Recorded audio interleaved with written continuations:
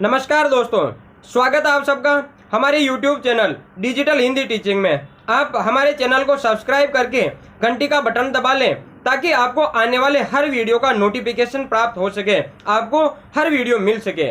चलिए अब हम शुरू करते हैं आज का वीडियो। तो आप वीडियो को लाइक कर दीजिए। हम पढ़ रहे हैं पीपीटी के माध्यम से कक्षा 8 की हिंदी पाठ्य पुस्तक वसंत, और आज के वीडियो में हम कक्षा 8 की हिंदी पाठ्य पुस्तक वसंत का पाठ 3 बस की यात्रा, जिसके लेखक है हरिशंकर प्रसाई, इस पाठ के हम अभ्यास प्रश्न करेंगे। और इस पाठ के अभ्यास प्रश्न कुछ बड़े होने की वजह से 2 भागों में हम देखेंगे। तो पहला भाग हम शुरू करते हैं और देखते हैं सबसे पहले पहला प्रश्न। देखिए पहला प्रश्न क्या कहता है। मैंने उस कंपनी के हिस्सेदार की तरफ पहली बार श्रद्धा भाव से देखा। लेखक के मन में हिस्सेदार साहब के प्रति श्रद्धा का भाव क्यों जगा, इसका कारण आपको बताना है। देखिए देख लीजिए, लेखक ने कहा ना कि जय हो तुम्हारी, ऐसी बस को भी चला रहे हो।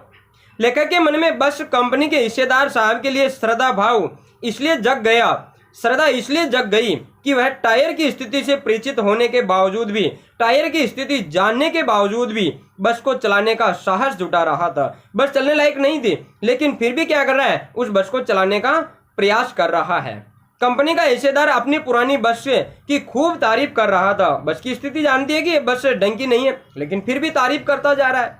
अर्थमोह की वजह से, लाभ कमाने की वजह से, पैसा कमाने के कारण कि अब बस चलेगी तो पैसा आएगा, सवारी बैठेगी तो पैसा आएगा, और इस बस से ये भले कितनी खटारा बस है, लेकिन ये अगर यात्रियों को पहुंचा देती है तो किराया आ जाएगा। तो अर्थमोह की वजह से आत्म बलिदान की ऐसी भावना दुर्लभ थी, जिसे देखकर लेखक हतप्रभ हो गया, यानी आश्चर्यचकित हो गया। पैसा कमाने के लिए स्वयं ही मरने को तैयार है, उस बस में बैठा है, स्वयं मरने को तैयार है, स्वयं उस बस में बैठकर यात्रा कर रहा है, उस बस में बैठा है, और किराया किराया किराया किराया वसूल रहा है। आने दो किराया, आने दो किराया। अरे भैया हम मरेंगे तू भी तो मरेगा, तुम्हारी बस की तो हालत ही ठीक नहीं है। तो उस मालिक के हिस्सेदार का ऐसा साहस देकर लेखक क्या हो गया, आश्चर्यचकित हो गया। वाह देखो, ये भी मरने को तैयार है, लेकिन पैसा कमाना चाहता है। और उसके प्रति उनके मन में कंपनी के हिस्सेदार के लिए श्रद्धा भाव उमड़ता है, श्रद्धा भाव जाग जाता है। यह देखो कितना बोला है, ये मरने को तैयार है, जय हो तुम्हारी।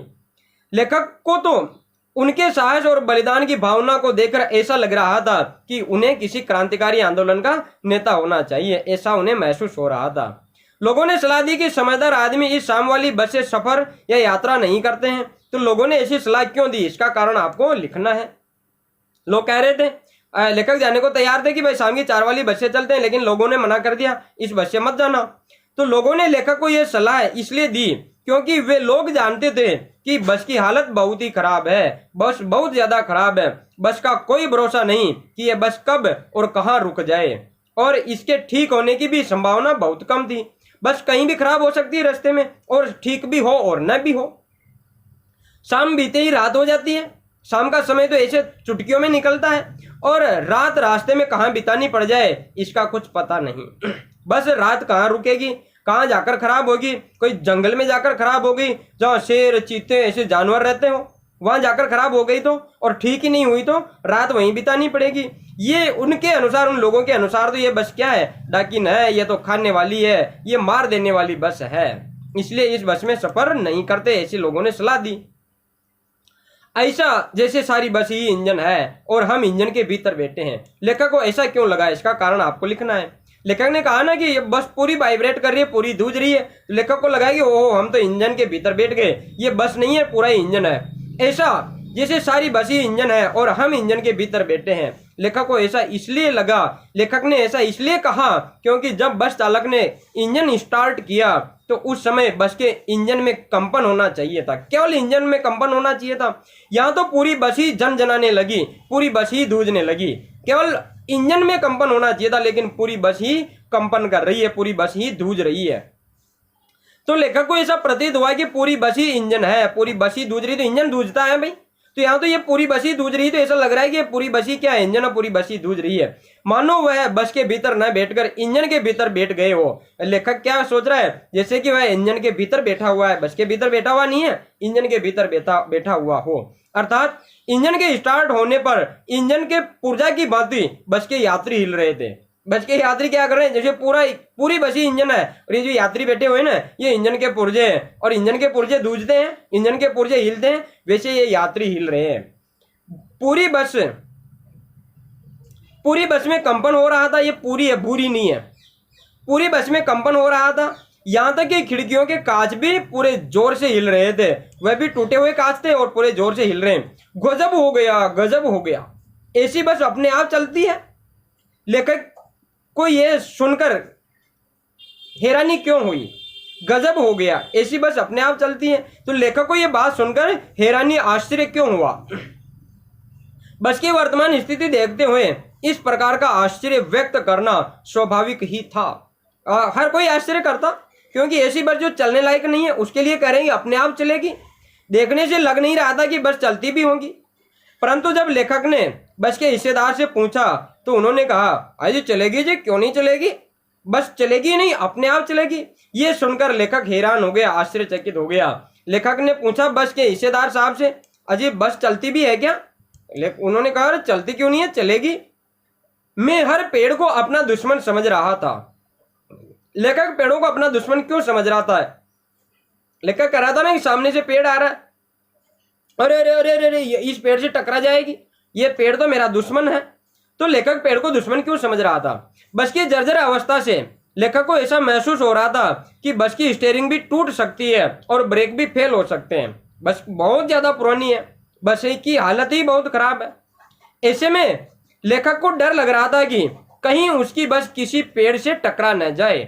स्टीयरिंग फेल हो गई, इधर चली गई, वो झील में कूद गई, पानी में कूद गई, पेड़ से टकरा गई।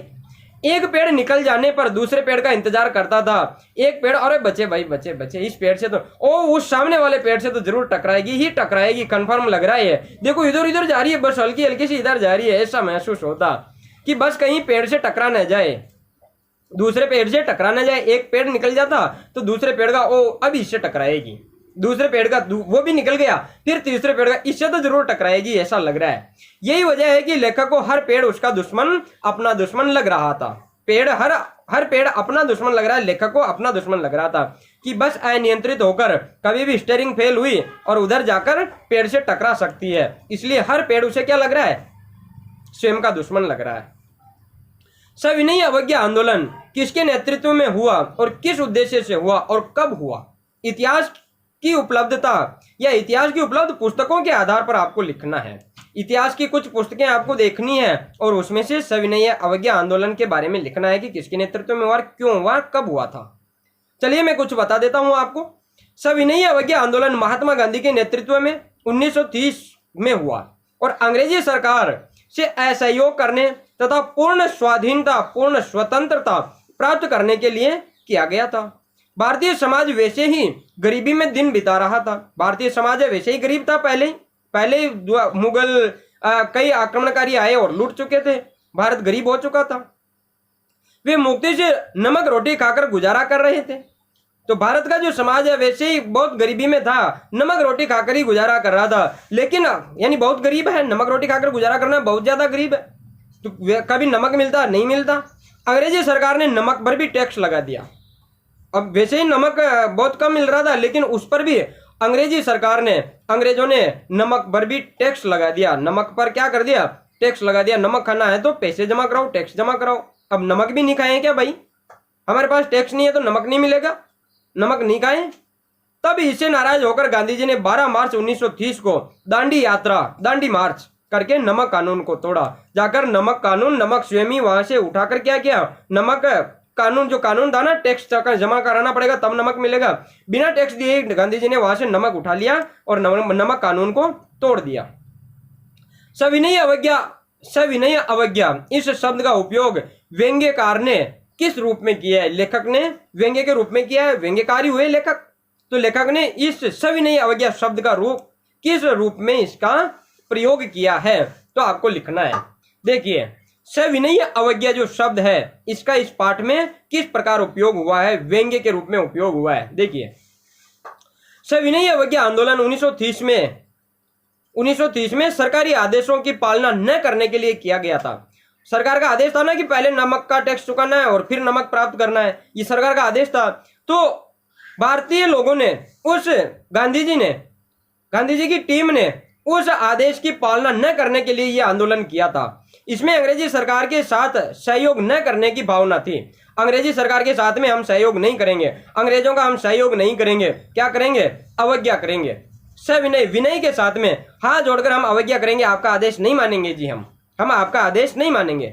लेखक ने सविनय अवज्ञा का उपयोग बस के संदर्भ में किया है।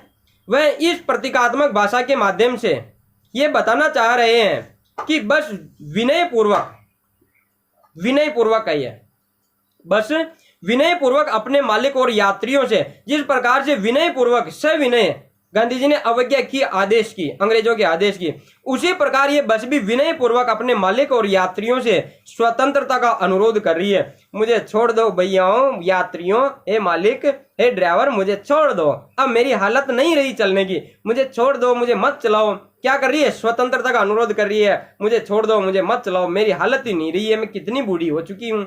इस प्रकार विनय के साथ में वह क्या कर रही है, अवज्ञा कर रही है। नहीं ले जाऊंगी, मैं ले जाऊंगी नहीं तुम्हें, हाथ जोड़ के मना कर रही है, नहीं ले जाऊंगी। तुम जहां जाना चाहते हो मैं नहीं ले जाऊंगी, तुम मुझे स्टार्ट करना चाहते हो मैं नहीं होऊंगी, है, इस प्रकार का अनुरोध वह कर रही है। जिस तरह अंग्रेजों की दमन पूर्वक नीति के खिलाफ भारतीयों ने विनय पूर्वक संघर्ष के लिए भारतीय जनता आगे बढ़ रही थी। अंग्रेजों के खिलाफ भारतीय जनता क्या कर रही है, अंग्रेजों की दमन की नीति है, ठोक मारकर दमन करते हैं, आंदोलनों का दमन करते हैं, दबा देते हैं, ठोक मार के, गोली के दम पर, तोपों के दम पर। लेकिन भारतीय जनता विनय पूर्वक हाथ जोड़कर क्या कर रही है, संघर्ष के लिए आगे बढ़ती रही। उसी प्रकार ये खटारा बस भी जर्जर होने के बावजूद भी क्या कर रही है, चल रही है। नहीं मानते हो तो चलती हूं भैया, मना तो कर रही है, नहीं, लेकिन चलती जा रही है। धन्यवाद।